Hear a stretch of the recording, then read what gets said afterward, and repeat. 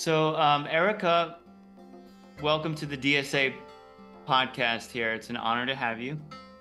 Thank you. It's an honor for me. Thank you so Yeah. much. And yeah, we met over in India, interestingly enough, over in Tiruvannamalai. And it was just at a cafe. And I come to learn about your project because you had messaged my guru, my teacher, and found to know that you were interviewing all female masters and building up this body of work and knowledge through that process. And what a fascinating endeavor that is, I thought. So it just seemed perfect for this interview to happen because this is the Divine Shakti Arts podcast, and it's the mother force that is known to hold the Shakti. And I just find it beautiful that you've been doing the work that you've been doing, and would love to show our audience a bit about that. And and maybe perhaps enlighten them on some of the things that you've found, and guide them to maybe see some of these interviews themselves. So so I think before we get into that project, though, maybe we can just talk about you a little bit, and we can maybe just see like where you came from, and also what led you to spirituality in general, because that's quite a bold life path that you're on, um, dedicated to the spiritual, and dedicated to this project. So where did you start, and then where are you? I mean, Okay. how'd you get to where you are now? Yeah. All right. It's a massive question. Yeah. A long journey, but I'll make it short. I started practicing when I was 20 with a Vipassana retreat, the ones by Goenkaji. As to be honest, I was living in Bristol at that time, and I was leading the normal life of every young person, getting a bit lost also over um, I was not happy of the life that I was living, and I was questioning a lot myself. Mm-hmm. Why am I living like this? And is there another way? And then I just found myself going to this retreat, and it has made a huge impact on my mind. I came out of it after 10 days. Literally, I was another person. And I left my job, I changed friends, I quit smoking, drinking. I Wow. completely, yes, yes, yes. It was very, I received a very clear message for myself that Mm-hmm. I was going on a kind of a wrong path, and that meditation was instead the tool I was really missing to pursue and really follow, what I came in this life to be. So so since then I took meditation very seriously. Was one of those people that really don't touch my sitting meditation morning, evening, like very, very Wow. structured. And I was lucky because I found then the Buddhist a Buddhist monastery of the Thai forest tradition in Italy. And I completely fell in love with this Sangha, with this community, because it was a very, very fresh lineage. The monks Mm-hmm. were very bright, and I lived in that monastery for 1 year, Wow. wanting then to become a nun, basically. So also there, I dedicated to the practice and learned the basics of meditation and cultivating awareness. It was a beautiful experience. And but then I decided not to become a nun because I was actually not ready to renounce completely to all Sure. all Yeah. that is needed to renounce. Yeah. So then I kept on practicing on my own while pursuing my passion of writing. So I did an academy of writing, and then I started writing books, and in the meanwhile continuing practicing and going to retreats and so on. Finally, last year, maybe because I was 29 and everybody says it's a very challenging year, for me it definitely was. So all my previous certainties completely fell apart. And it was another great moment of change. And yeah, I found myself in Rishikesh in India with a misplaced vertebra. I had like an accident practicing yoga. Oh, wow. So I was stuck in a bed, in an Indian bed for for like 3 weeks. And wow, nothing could help me. I was in a state, very, very deep state of crisis, let's say, on all levels. And for the first time ever, I felt really the need of connecting to the divine mother, I call her, let's say. So this this divine female force. Right. Because also my practice could not help me in that moment. It was literally like everything is dropped and there is something new now to contact. So thanks to people, telling me that the Gange in Rishikesh is considered to be that divine mother, basically, in the Hindu tradition. Right. Not having anything else, I was going to the river to pray for support, for guidance, for clarity, for healing. Yes. Right. And I did felt slowly as if the river was taking me on, helping me in this process of transformation and leading me onwards. And from this process, I started having the need, the urge of contacting female masters, which I never had before. And really, I enjoyed very much my time in the monastery with the monks. I never really put any attention on being a woman on a spiritual journey, because for me it was the same. Being a woman or being a man, the spiritual journey is the same for all of us.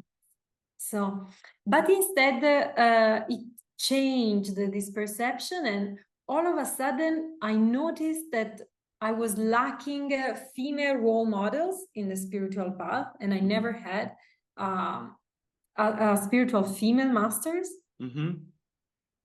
And so, as I was, in fact, in the north of India, I contacted Jetsuma Tenzin Palmo. She's a well-known Tibetan Buddhist nun of British origins, and she spent 12 years in the Himalayas. She has a wonderful life and practice. And I went to visit her, and I did my first interview to her, not knowing what I was doing. I really didn't know. And then slowly, brick after brick, clue after clue, but really like walking in the darkness, it started to create this path. And I understood it was about interviewing female masters of different spiritual traditions. So in a way, evoking the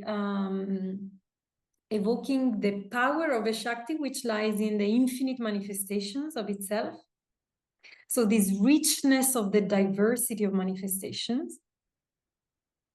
which is represented for me by the interreligious approach, Mm-hmm. and also by going really to take time to be with a woman who is dedicating and who has dedicated and he's dedicating her life to the divine in her own terms, with her own language, with her own story, which is, it's always, as for all of us, a really unique, Right. of art. And so, please interrupt me if you have any questions. Sure. Yeah. It's beautiful, everything. Um, I'm thinking about like what it was like, to even like a little bit backtracking just a little bit there when you decided to, like, what did your family say, when you were like, I'm gonna be, living in a monastery for a year now. Like was there like an adjustment there in your world situation where because that's kind of a bold move, it seems like you were probably sort of young too when you decided to do that as well. Was that like a shock or like a big adjustment for your world, when you decided to do that? So I was 23 when I went, and I have to say I was so much in love with the practice. Hmm. Um, Wow. as if you have found what you really, really was looking for, but you didn't know it was that. Right. So when you found it, there is that sense of like astonishment, really like falling in love with that. And there is nothing else you want to do. There is nothing else who interests you at all. So I was in that state. And of course, my parents, especially my mother, because actually my father is very supportive of my spiritual path. Right. But my mother was absolutely unhappy, because he wanted Yeah. me to, continue studying in the university, having a brilliant career in management or whatever. Hmm. And I was like, Mom, I'm just gonna practice meditation all day. And she couldn't really relate to that at Yeah. all. So I'm sorry really for her because I know it has been painful. But then I think she was okay with it. Also my parents came to see me at the monastery. They realized that I was on something that was kind of inevitable. It was Mm. inevitable for me to be there in that moment. I couldn't be anywhere else in that moment. Yeah. Yeah. Yeah. Yeah, and for me it felt really normal. It felt like, oh my God, of course. It didn't feel like a special thing or anything. It was like, of course I need I need to Yeah. do It's something. you. It was you. Yeah. And it seems like you must have been very ready internally. Like you must have gone through certain things. One could consider it a past life thing, where the soul is just needs a little just something, and then it realizes, hey, I'm actually done with this life stuff, with this normal worldly uh, goals and life things, and you just kind of go head first into it. And yeah, it's very cool. And you it's a unique thing, and I appreciate you sharing it. I haven't heard that many people go through the same thing. It does happen a decent amount, but at that age, uh, young girl doing vipassana and then falling in love with that, and that's all they want to do. It's pretty powerful and unique thing. So um, yeah, what a shock that must have been to your family. And I can relate, to you in a bit, because there always is some sort of friction, I think, when you decide to go on a path fully, because it really disrupts everyone's identity that has been projected onto you. And you really are forging a new way from the soul first. And it has nothing to do with these preconceived notions that have been just kind of like there by default. So yeah, that's great, and you feel free to continue. Another thing I'm also curious to know about uh, your spirituality is what are the times that like because this has happened to me. I remember when I started spirituality around 18, and there was there was a couple things that made me know that this is a real thing, and certain mystical experiences would happen or whatnot, or feelings. Was there certain things that happened to you that was like, okay, this is actually uh, spirituality is a real thing. It's not some sort of imagined religious thing. It's not some just fun thing I want to do, but it's incredibly real. Was there something like that that happened to you? Yeah, I would say many times, many things.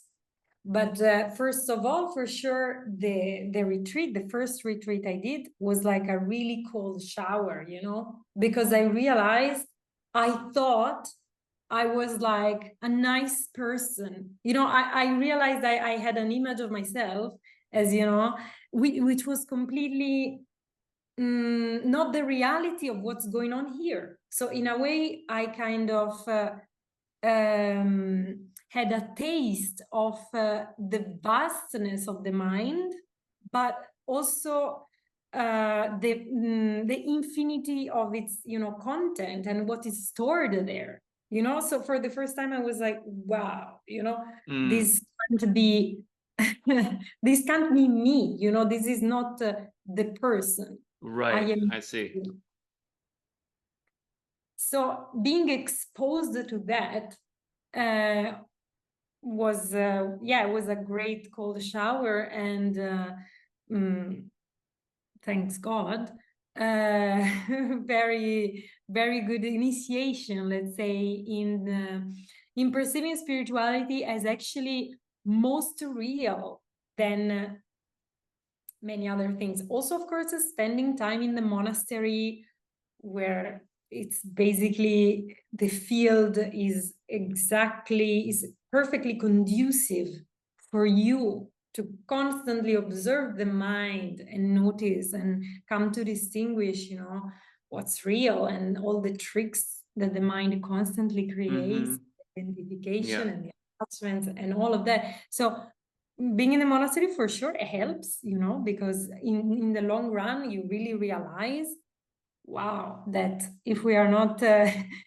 very careful, which is very present, we fall into a world that does not exist, which is the world of our own projections. Mm-hmm. So yeah, with spirituality, it's a term that means nothing and everything, and I guess for me it means truth. For me, spirituality um, is connecting, searching, and being in truth, and with the truth of things as much as is possible. Mm-hmm. Wow. So yeah, it seems like you contacted a part of yourself that is like beyond the surface intelligence, and with your meditation experience, and like you sense things, like the broad mind. You said that's not me, and it's like the surface identity and personality you see is just one like little thing, and it's just like one part of this like vast expansive thing, Mhm. and it's infinite, and yeah, to experience that is that's a groundbreaking thing, and that will do it. That will make sure that yes, it's real. Yeah, very powerful. Yeah, So and go. can I add that anyway, I keep on falling into the identification with the personality, of course. Sure, It's yeah. That's what yeah, happens, yeah. exactly. So It's a so it's constant, yeah, yeah. You get free from it, and then there's the slow journey and battle of like exactly. disidentifying. And I feel personally, it's not that you have to like make it wrong and evil and bad. You just have to expand beyond it, and you kind of let your larger identity perhaps integrate into it, rather than like making it a wrong thing and fighting. It's more of a expanding beyond. And then you see it's not like the main you that needs to be running the show here. There's a greater intelligence behind us that is far more powerful and amazing, I think. Indeed, Yeah. perfectly said. Yeah. Yeah. So I had some like other questions here, like since you did all this work with interviewing these female masters, was there and you said you wanted to focus on women, I think, because you were in this crisis, right? You were in India, you were injured, and I think you know uh, y- you're in pain, right? And you're who are you going to call to? Who makes sense to call to in that moment?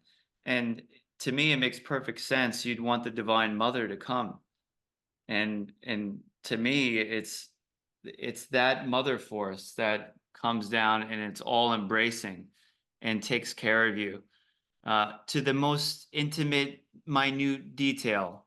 She'll come and give that embrace. So it's a very interesting, beautiful little sequence that you went through.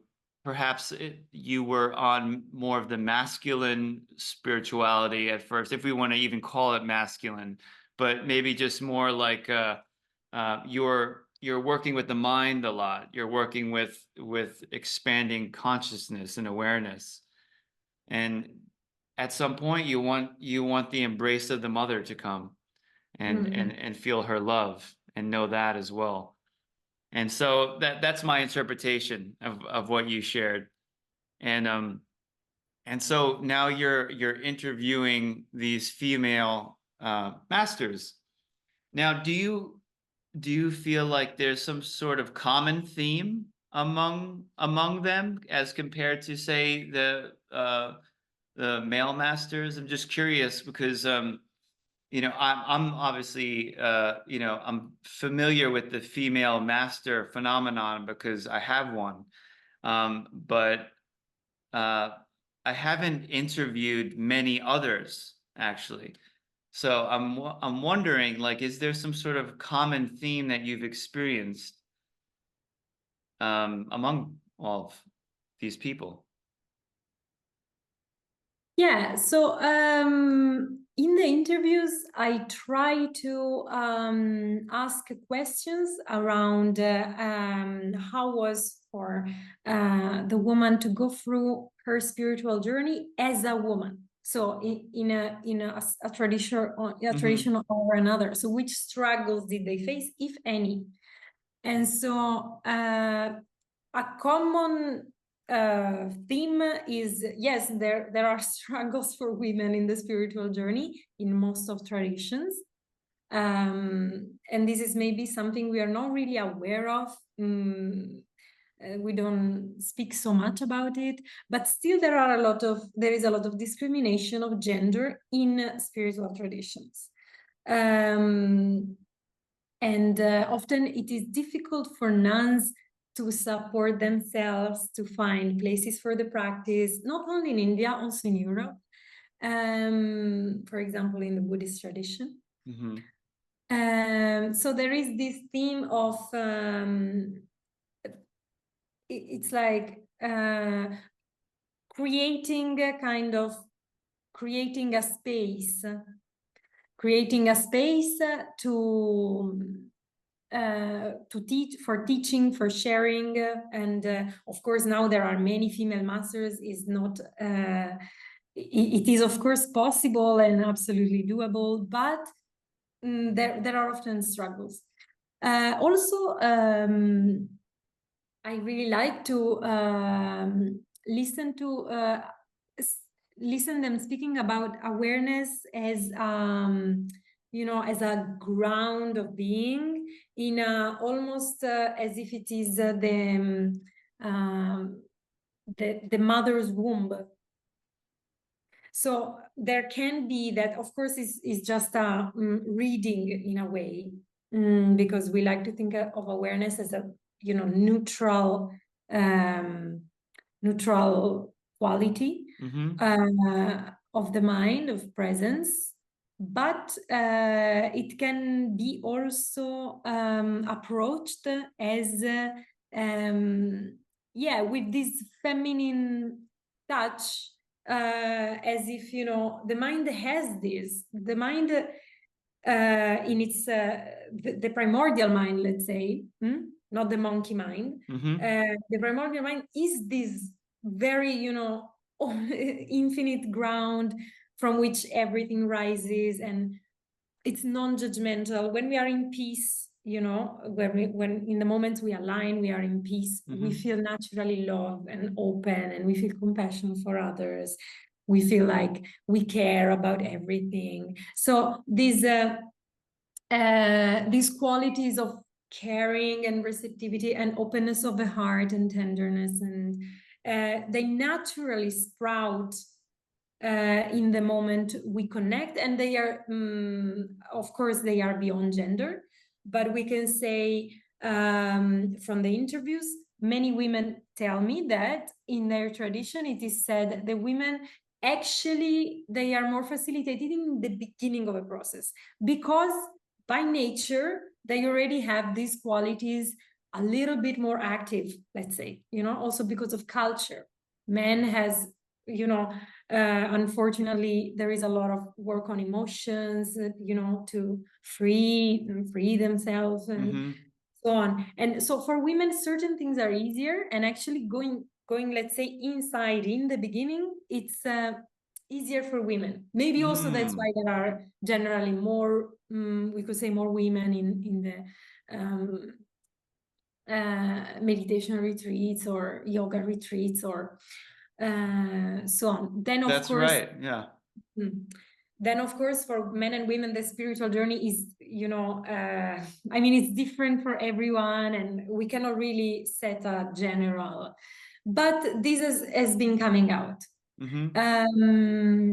And also, I like to ask about grace. I like to ask about embodying the divine, and the relationship that each woman has with the body. How did it change thanks or due to the spiritual work they have been doing? Because as women, there is a strong conditioning in which attachment, let's say, to the body and in a certain way. Yeah. So how the spiritual journey can help us to actually come to a peaceful and loving relationship with our own body and with our own physical manifestation. So these are few themes, but there are really many beautiful things are coming out. Yeah. And I feel it's I'm really in the beginning, and of course I'm not the only one who's doing this. There is a lot now around. I'm very happy that is coming up, because I think it's really needed. Yeah, it seems very important. Yeah.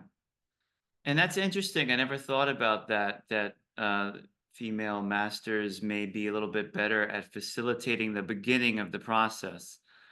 It's interesting because I mean, I guess that kind of makes sense in a way that there's automatically, it seems the female nature is a little bit more open to love, to transmitting love, and to feeling that, to feeling the touch of the love. And so when one feels that touch, it automatically will make one open, I think, open to something more if that touch of the divine is there. And by the love is the same as the divine in a sense. And yeah, it's I guess it, seems the female nature is just actually in general, if you just look at the general nature, is tends to be more divine or more holding divine qualities right off the bat. Just because of the openness of the heart. That's kind of what I'm basing it on. There's a heart opening that's a little bit more in general, which will be very conducive to the beginning of the process. Now, I don't think it's just the beginning. You know, this probably you would agree as well. You know, because it's the heart opening is a continuous process. I feel all throughout the end, and yeah, I'm excited about this journey and everything you're going to learn and share about this. And I look forward to seeing all these different interviews. It's going to be very beautiful. And yeah, I think it is needed because there is something about the mother force is really what it comes down to. It's not being a male or a female or this or that, I don't feel, but it's the mother force that needs to come. And it's what's so needed on earth. And I think like you described, you calling for this divine mother, it's that which is needed here on earth. It's this calling down, like let's actually call her down now. And she will embrace. And I think by you doing this project, it's with the female masters, yes, they're embodiments of these forms. They will, not that men can't transmit and embody themselves the mother force, which is I believe is absolutely true as well. But I feel like, you know, the female form is just more naturally an embodiment, you know, even of course, even physically of that. So yeah, I do think it's very important. I also think the Divine Mother will address things on a material level in us and physically. She comes down, she pours her grace, and you almost can tangibly feel this force, this mother force embracing, holding you. And I've done a lot of reading of Sri Aurobindo and the Mother, and it's an incredible wealth of knowledge that the Mother has shared about the Mother Force. And one thing that she has said, and I can relate to because it relates to my teacher, it's very similar, is that she says, "I will do the sadhana for you," in a sense, which is very interesting. Because we think, oh, we have to do, you know, it's all our sadhana, we got to struggle, which is true. You need effort, but I think what she's referring to is that with this all-encompassing, loving embrace, she wraps her heart around you, and really, the only role, the main role, at least for us at that point, is surrender. We need to just surrender up to this embracing force that is there already. And it's these female forms that tend to really embody that power and give you the opportunity to surrender and let your soul unfold in their love. So yeah. Yeah, this is exactly the point. It's the surrendering. Yeah. It is also something that I did not experience before, you know, that big crisis and contacting the Divine Mother. I it was all about, you know, it was actually a very, you know, ego Yep. driven effort. Mm-hmm. You know, oh, I want to be free from, you know, suffering, and you know, I'm gonna do my Sure. best. Yeah. And then it's just, no, you can't do it. Yeah. You know, when the chair is taken, is taken away from you, when the Yeah. floor is taken away from you, there you surrender. Because there is nothing to hang on to, and especially the practice also can't be something we hang on to. So, and that surrendering, which is very hard for many of us, is Mm-hmm. actually is actually needed a lot right now, because we are experiencing a special moment. There are many challenges. The world is facing huge crisis. And so, what to do in this? How to keep an open heart in this? Mm. Yeah. Yeah. Mm. And also, if I can add, the is also this calling for the Divine Mother. Mm-hmm.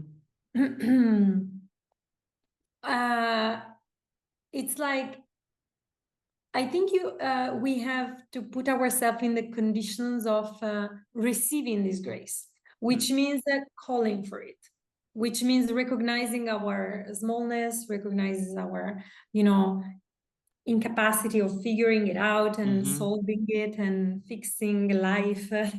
Yeah. And from that state of a humbleness, however temporary it is, that's a good moment to, instead of going into, let's say, depression, because, oh my God, I can't do nothing about this, and this is too much to take, too much for me. Instead of going below that, there is like another path, which is, uh, oh my God, I trust that, this is the infinite intelligence of life that is manifesting right now like this. And what I can do is actually huge, because I can put myself in the position of surrendering to this, and calling for the grace, and humbling down, and recognizing, that I depend on many people, I depend on many things, Mm-hmm. that we are not so separate. It's a beautiful moment to really realize the interconnection Mm. that we are living in, the interbeing that we are Mm-hmm. part of, and to relax. Because when you surrender is a complete relaxation, no? Yeah. So to relax in that, I think we need deep relaxation and rest. Yeah. Uh, It seems that's the way the divine can flow through us, is if we're in a state of relaxation, transparency, and it can just operate. Um, but yeah, that's a great point. With this surrender, it comes the recognition of there's something beyond you, and there's a humbleness, and you just let go. Um, yeah, it's so important to the process. Mhm. Yeah. And how is it for you? Can I ask you a question? Sure, yeah. And how is it for you to have a female guru? Oh, it's very interesting. Yeah, very interesting for me when I first started, because I didn't necessarily picture that for myself. I was on all sorts of, I felt like I was kind of on my own journey, and felt like I was progressing also, enough where I'm okay, I'm good. I don't necessarily need, a master or a guru, teacher, anything like that right now. And I was interested in kind of Native American spirituality, and all also Paramhansa Yogananda, and all different things at the same time. But yeah, but when I met her, I just felt I felt her force, which was like, whoa, like what is this? This is crazy. And I was wondering if everyone was feeling it. and it was so palpable. It was like this physical thing, and it rose up into my solar plexus, and then I felt this big thing, and then in my heart, and I was like, "Oh my God, I'm in such love right now. Like, how did this happen? Like, this is so strange." And so I kind of I kind of left our little meeting a little dazed. I was like, "What is like?" You feel like completely like bewildered and in love. Like, how did this happen?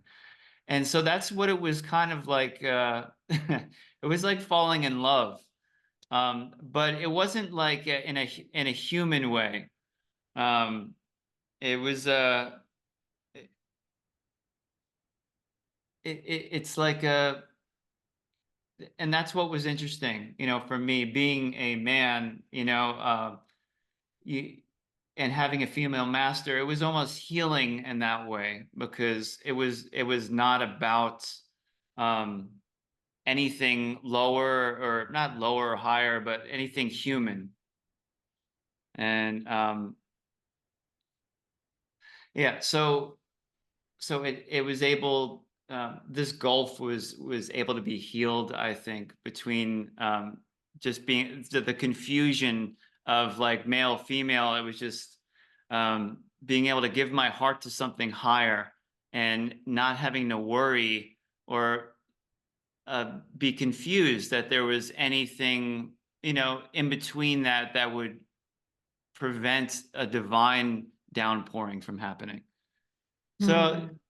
yeah, that was the special thing about that. Anything else I could say about that? Yeah, it was just this falling in love quality, which carried you through the whole thing. It still carries me. It's like this subtle thing in the background where my heart is captured by this higher thing, and uh it gives me the impetus to do seva. It gives me the motivation to keep going and progress with sadhana and expand even on the material plane. But you're not doing it for yourself. You're doing it for her. And not just her as the form, as the guru, but her as the divine mother. You're working and you dedicate your life for something, which may be a unique thing to the having a female master. It gives you like a reason to live or something. Gives you a reason, like I guess you could kind of think about it like in a human way too. Like you want to make your mom proud. You want to like you want to you so many things we do for our mother. We want to show our mother that we've done good in life in some way, and we want to make her feel loved, and so it's kind of like that, but on like a more expansive level, like an infinite level. We are living for our mother, and it's our duty to be the best being we possibly can for her. Beautiful. Thank you so much for this. It's lovely to hear these words. But also, yeah, you remind me another important thing is Hmm. this uh, bringing it into the material is what you Mm. said. This is very, I think, very feminine in the sense that the Shakti is the physical manifestation, nature, forms. So, and it seems like, yeah, it's asking us to act from it. And Mm. it's kind of nourishing in that sense. It is not so much about, uh, retiring from life, from activity, but is more how do you bring it into activity? How does it descend through you into the body, into what you do, into how you relate?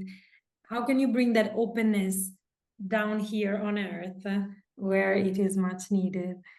So Yeah. And mm, that's what gets so lost in spirituality. And I think that's what Sri Aurobindo and the mother were all about as well, Yeah. is okay, we achieve a great awareness and we're expanded, but what, what, it's not just about that though. We're here for a reason. We have these bodies for something higher, and how to manifest that into the daily life. And yes, that seems that's the mother force seems just the thing for that. um, so Erica, this has been very beautiful speaking with you, and it's just nice to be able to communicate with someone that shares a similar experience and the importance of the mother force. And I really I really hope that um, you'll be naturally guided to take this as far as possible and let this bloom to its fullest extent in yourself, and for everything you intend to do for the world. And it's just I'm really thankful for it.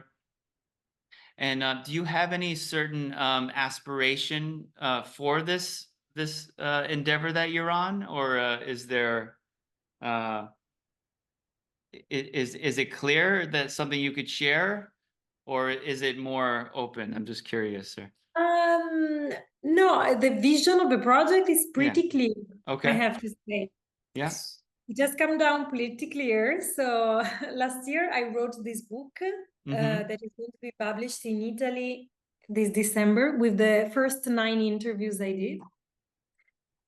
And then I started doing video interviews just recently. Mm-hmm. I went on a tour in France to do video interviews. Mm-hmm. And they will be ready on the YouTube channel of the Women Awakening Project next month. And the intention is to keep on doing these video interviews. Also, I'm working on a documentary on the side. Wow. And I intend to write more books about it. So continue sharing these voices in different ways, in different channels, so that, who doesn't want to read can watch, who doesn't want to watch can listen, and so Yeah. on. And the big vision is to create a center for practice, to invite all these masters to take retreats, to create a foundation, have the possibility of supporting nuns, supporting women in the spiritual journey, many things. The next step is a tour in the US, actually. Yes, in North America, because we got many contacts. There are many women there that I would like to interview.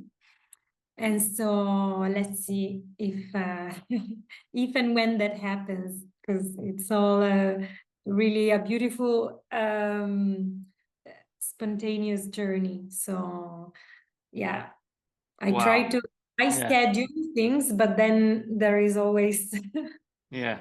a lot of surprise going on. Sure. I'm so excited. That's going to be great. I'm looking forward to this. Yes, me too. So you've written some books. I'd love to just share about like where we can find you, and then what you have out already. So it's amazing that you've been writing books and things like that. How would you direct our audience to find what you've done so far? So the book I wrote last year, it will be available in December, only in Italian for the Oh, moment. okay.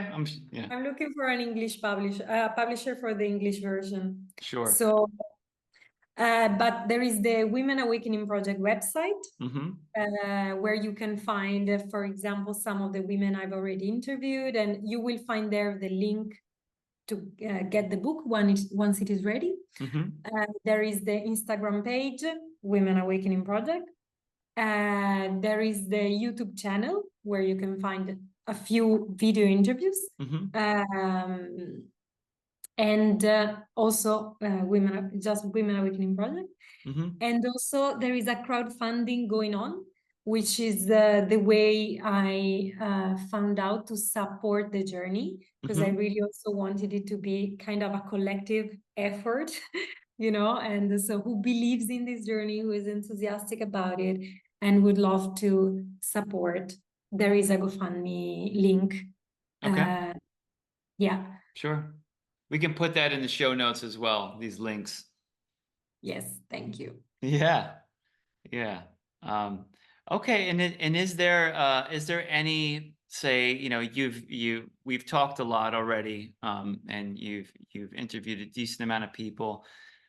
Is there some sort of, and I don't mean to put you too much on the spot right now, but is there some sort of message you'd like to share, with our audience of, say, it could be the female aspiring, um, spiritual aspirant that wants to achieve something higher, or not necessarily female, but just what, you know, even in your own journey too, the things that you've learned. Is there some sort of advice or message you'd like to share with us? Yeah, I would like to share that I really want to stress that it's also for men. Women Awakening Project, it feels like it's only for women, but no, I really know and feel men can benefit so much from contacting this, approaching spirituality in this way, because there is a lot of healing also there that can happen, and yeah, softening and opening up to life, you know, with courage and from a really yeah, from the ground. So this is also what is happening to me. I was my spirituality, let's say, was kind of very celestial, you know. It was about transcending, yeah. Right. And now instead what I feel is like, is this force is literally from the ground, is like giving me a reason every day to plant seeds, you know, despite everything. So it's really grounding in a way, but it's also, of course, it's still transcendental, because the two things are absolutely the same. So it's both for men and women, and I love to listen to men who experience the Divine Mother and are connected to her, and for women, especially here in the West, sometimes I think we got a bit driven away from our feminine, let's say, power, which is not about being aggressive, of course, or like the first ones, or like leaders necessary. But you know, we can lead, we can be in managing roles, we can be in high positions, but with our with that softness, that open-heartedness, that capacity of inclusion. So for women in the West that are, you know, want to start practicing meditation or enter in the spiritual world, I really want to say that you are just gonna do better what you're doing now. It's not that you will get the necessary, yes, you know, it's it's important. just, yeah, it will actually probably, I mean, I wish make each one of us connect with the heart, and this cannot be in any way harmful. Right. Well, thank you so much, Erica. Thank you, Mukta. Yeah, this has been so beautiful, and I'm so happy we get to reveal everything you're doing to our audience, and really just bless them on this creation. So I appreciate that. Yeah, thank you so much for this beautiful conversation. Yeah, absolutely. You are also very inspiring for me. Oh, thank you very much. Much love. Much love. Bye. Bye.